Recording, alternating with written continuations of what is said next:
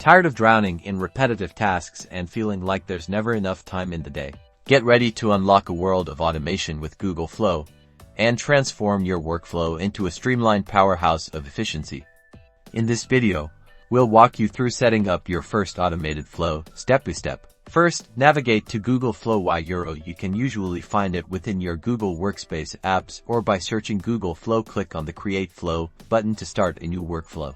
Now, let's choose a trigger. A trigger is what starts your flow. For example, if you want to automatically save attachments from Gmail to Google Drive, you'd select Gmail as your trigger. Select the trigger that suits your needs. Next, you'll need to configure the trigger. In this example, we'll set it to trigger when a new email arrives with an attachment. You may need to connect your Google account and grant permissions. Alright, now for the action. An action is what happens after the trigger. Since we want to save attachments to Google Drive, we'll select Google Drive as our action.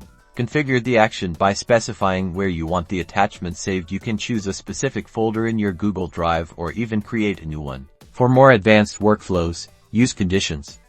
This allows you to create rules, such as if the email subject contains invoice, then save the attachment to the invoices folder. Review your flow to make sure everything is set up correctly. Once you're happy, give your flow a descriptive name and activate it. Congratulations! Your automated workflow is now live. You'll see your tasks being automated in real time. Play around with different triggers, actions, and conditions to discover even more ways to streamline your work and reclaim your time. #Google Flow #automation tips.